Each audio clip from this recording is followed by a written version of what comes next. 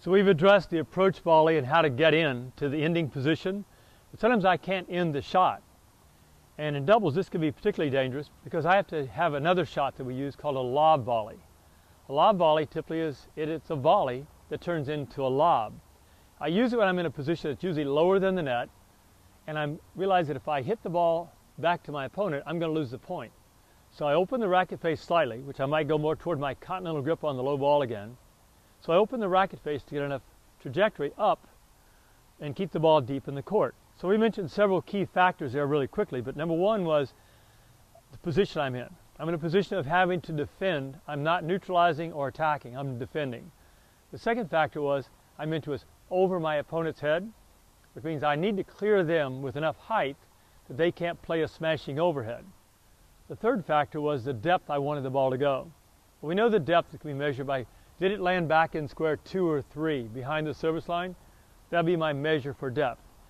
But how do I practice the height of the ball? I can use the ball machine to have it feed me the ball.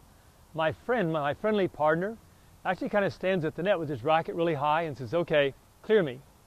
He's allowed to jump up and try to touch the ball if he'd like without killing me. Because even though I trust him and he's my best friend, we're going out to lunch afterwards, I don't want him smashing balls when I'm practicing my shot because I'm just practicing, right?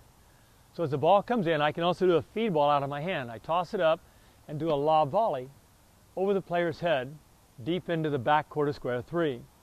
This also works when I'm jammed and the ball's right in my body. I can jam the ball up and defend myself by neutralizing the point to create a lob volley.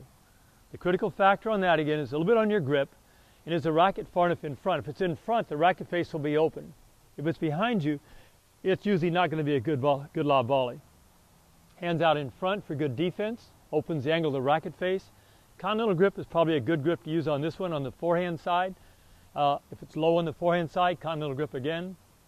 Up in here, I might even change to a flatter grip to get the racket face to open up more toward the eastern forehand. Because you can lob volley from different heights, not always from a low position. You might even lob from a high position. Like we said, critical factor, height above the player's head. Second critical factor, depth of the shot. How do you get it? Toss it up. See if you can feed the ball over your partner's head 7 out of 10 times into square 3. Next one is add the ball machine. Ball machine feeds the ball. You make your low volley over your partner's head, who's volunteering to stand there as a gate to see if you can get over his head.